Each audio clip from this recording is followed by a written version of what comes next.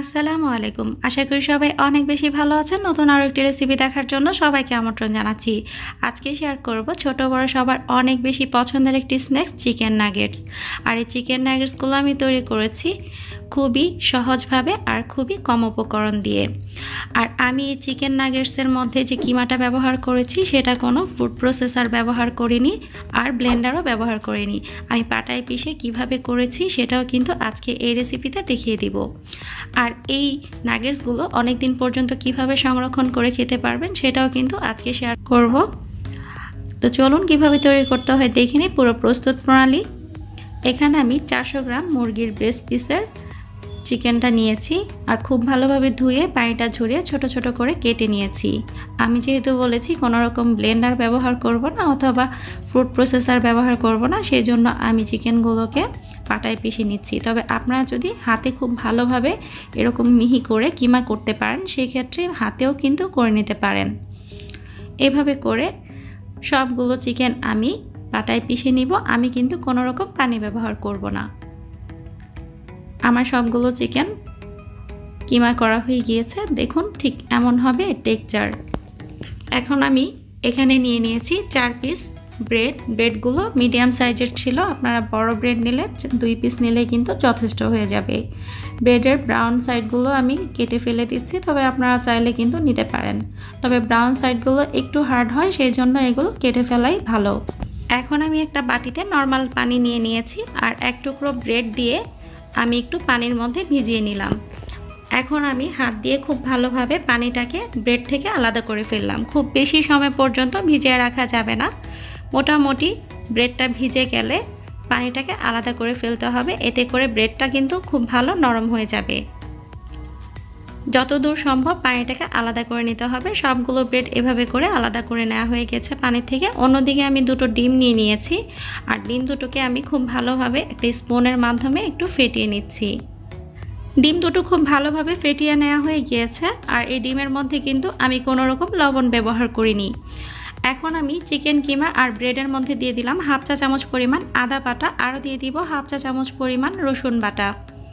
আরও এখানে অ্যাড করব 1 টেবিল চামচ পরিমাণ লাইট সয়া সস। আরও দিয়ে দেব 1 চা চামচ পরিমাণ সাদা গোলমরিচের গুঁড়া, তবে আপনারা চাইলে কালো গোলমরিচের গুঁড়াও ব্যবহার করতে পারেন। দিয়ে দিলাম 1 চা চামচ পরিমাণ পাপরিকা পাউডার। তবে পাপরিকা পাউডার যদি ঘরে না থাকে সেই ক্ষেত্রে কিন্তু আপনারা লাল মরিচের গুঁড়াটাও ব্যবহার করতে পারেন। দিয়ে দিলাম 1/2 চা চামচ পরিমাণ লবণ। এখন আমি হাত দিয়ে খুব ভালোভাবে সবগুলো উপকরণ একসাথে মিশিয়ে নিব। আর এই কাজটা কিন্তু অবশ্যই হাত দিয়ে করতে হবে। তবে ব্লেন্ডারে যদি আমরা কিমাটা করতাম সেই ক্ষেত্রে খুব বেশি হাত দিয়ে মিশানোর প্রয়োজন হতো না, তখন ব্লেন্ডারে কিন্তু মিশিয়ে নেওয়া যেত। একটু মিশানো হয়ে গেলে এখানে আমি অ্যাড করে দিলাম সেই ফেটিয়ে রাখা ডিম থেকে 1 টেবিল চামচ পরিমাণ ডিম আর দিয়ে দিলাম 1 টেবিল চামচ পরিমাণ সয়াবিন তেল। আবার আমি খুব ভালোভাবে মিশিয়ে নিব। আর একটা কথা মাথায় রাখতে হবে, লবণটা কিন্তু একটু বুঝে অ্যাড করতে হবে, কারণ সয়া সসে লবণের পরিমাণ থাকে, সেটা বুঝেই লবণটা অ্যাড করতে হবে। খুব ভালোভাবে মিশিয়ে নেওয়া হয়ে গিয়েছে আর তেল দেওয়ার কারণে হাতেও কিন্তু লেগে যায়নি। আরও একটু তেল হাতে নিয়ে যে বোর্ডে আমি নাগেটগুলোর শেপ দিব সেই বোর্ডে ছড়িয়ে দিয়েছি। এখন কিমাটাও খুব ভালোভাবে হাত দিয়ে ছড়িয়ে নিচ্ছি আর চেষ্টা করছি সাইডগুলো সমান রাখার জন্য। আর সবগুলো সাইডে যেন একই সমান হয়, কোনো সাইড মোটা অথবা ভারী যেন না হয়, এর পুরুত্ব সেদিকেও খেয়াল রাখতে হবে। যে নাইফ দিয়ে আমি নাগেটগুলো শেপ দিব সেই নাইফের মধ্যে একটু তেল মাখিয়ে নিয়েছি। এখন যার যার পছন্দ অনুযায়ী নাগেটগুলো শেপ দিয়ে নিতে পারেন। আমি একটু মিডিয়াম সাইজ করে কেটে নিচ্ছি, কারণ ভাজার পরে কিন্তু আর একটু ছোট হয়ে যায়। এভাবে করে সমান সমান করে কেটে নিচ্ছি। সাইডের পিসটা একটু বড় হয়ে যাবে, তাই আমি একটু আলাদা করে কেটে নিচ্ছি। এটা দিয়েও কিন্তু আমি হাতেই তৈরি করে নিব নাগেটগুলো। এখন আবারও আমি স্কোয়ার শেপ করে কেটে নিলাম আর নিচে বোর্ডের মধ্যে তেল লাগিয়ে নেওয়ার কারণে খুব সহজেই কিন্তু নাগেটগুলো উঠিয়ে নেওয়া যাচ্ছে। আর যদিও সাইডগুলো একটু আঁকাবাঁকা হয়ে থাকবে, সেগুলো আবার হাত দিয়ে একটু সমান করে নিলেই কিন্তু হয়ে যাবে। অন্য আরেকটা বাটিতে আমি কিছুটা ব্রেড ক্রাম্ব নিয়ে নিচ্ছি, 1/2 কাপের মতো। ব্রেড ক্রাম্বের রেসিপি আমার চ্যানেলে আছে, ডেসক্রিপশন বক্সে পেয়ে যাবেন। আপনারা ঘরেই কিন্তু তৈরি করে নিতে পারেন। এখান থেকে 1 পিস নাগেট নিয়ে ডিমের মধ্যে চুবিয়ে নিলাম আর এখন আমি ব্রেড ক্রাম্বের মধ্যে সরাসরি দিয়ে দিলাম। আমার শুকনো হাত দিয়ে আমি নাগেটটাকে খুব ভালোভাবে ব্রেড ক্রামের মধ্যে গড়িয়ে নিলাম। এখন আবারও একটা নাগেট আমি ফেটিয়ে রাখা ডিমের মধ্যে চুবিয়ে নিলাম। এখন আবারও দিয়ে দিলাম ব্রেড ক্রামের ওপর। শুকনো হাত দিয়ে আমি আবারও চারো সাইড খুব ভালোভাবে ব্রেড ক্রাম দিয়ে কভার করে নিচ্ছি। যে হাত দিয়ে এই নাগেটগুলো ডিমে চোবাবেন সেই হাত দিয়ে কিন্তু ব্রেড ক্রামগুলো লাগাতে যাবেন না, তাতে করে সবগুলো ব্রেড ক্রাম কিন্তু ভিজে যাবে। একই প্রসেসিংয়ে সবগুলো নাগেটস আমি ব্রেড ক্রামে গড়িয়ে নিয়েছি। এখান থেকে কিছুটা আমি ভেজে দেখাবো আর কিছুটা কীভাবে সংরক্ষণ করব সেটাই দেখাবো। ভেজে নেওয়ার জন্য একটা প্যানে পর্যাপ্ত পরিমাণ তেল নিয়ে নিয়েছি। চুলার ফ্লেমটা কিন্তু মিডিয়াম ফ্লেমে আছে। নাগেটগুলো দিয়ে দিচ্ছি, আর নাগেটগুলো দেওয়ার পর দেখেই বুঝতে পেরেছেন খুব বেশি গরম অবস্থাতে ছিল না তেলটা।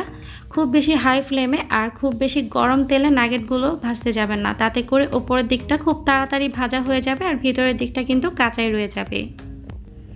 এখন আমি 4-5 মিনিটের মতো সময় নিয়ে এই নাগেটগুলোকে ভেজে নেব। অন্যদিকে প্লেটের নাগেটগুলো আমি ফ্রোজেন করার জন্য একটা র্যাপিং পেপার লাগিয়ে ডিপ ফ্রিজে 1 ঘন্টার জন্য রেখে দিব। নাগেটগুলো যেহেতু ডুবো তেলে ভাজা হচ্ছে, সেই ক্ষেত্রে খুব বেশি নাড়াচাড়া করার কোনোই প্রয়োজন নেই। ডুবো তেলে ভাজার কারণে সবগুলো সাইডে খুব ভালোভাবে ভাজা হয়ে যাবে। তারপরও আমি 2-1 বার একটু নেড়েচেড়ে দিয়েছিলাম। নাগেটগুলো কিন্তু ভাজা হয়ে গিয়েছে অলরেডি। ফ্রোজেন করা নাগেটগুলো ভাজতে একটু সময় লাগে, তবে এগুলো যেহেতু রুম টেম্পারেচারে ছিল সেই ক্ষেত্রে ভেজে নিতে কিন্তু খুব বেশি একটা সময়ের প্রয়োজন হবে না।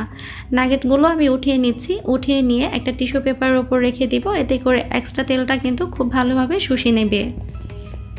এভাবে করে দ্বিতীয় ব্যাচটাও আমি ভেজে নিব, তবে দ্বিতীয় ব্যাচটা আমি আর শেয়ার করছি না, কারণ আমি একই প্রসেসিংয়ে দ্বিতীয় ব্যাচটাও ভেজে নিব। এখন আমি একটা কেটে দেখাবো এই নাগেটসের ভিতরটা ঠিক কেমন হয়েছে। ওয়াও, দেখুন ভিতরটা কিন্তু অনেক বেশি জুসি হয়েছে আর অনেক বেশি সফট হয়েছে, আর উপরের দিকটা একটু ক্রিস্পি হয়েছে। আর নাগেটস কিন্তু সাধারণত এরকমই হয়। 1 ঘন্টা পর প্লেটটা ডিপ ফ্রিজ থেকে নামিয়ে জিপলক ব্যাগের ভিতরে নাগেটগুলোকে ঢুকিয়ে দিচ্ছি। আর নাগেটগুলো এখন অনেকটাই শক্ত অবস্থায় আছে। ভিতরের এয়ারগুলো চেপে চেপে বাইরে বের করে দিলাম, আর লকটাও খুব ভালোভাবে লাগিয়ে দিলাম।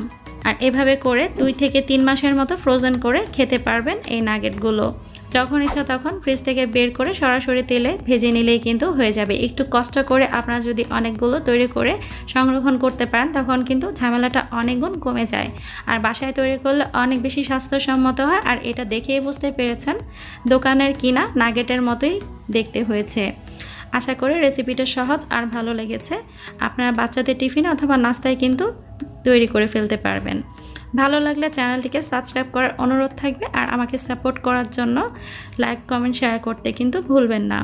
আজকে এই পর্যন্ত। সবাই অনেক বেশি ভালো থাকবেন। ভিডিওটি দেখার জন্য সবাইকে অনেক বেশি ধন্যবাদ। আল্লাহ হাফেজ।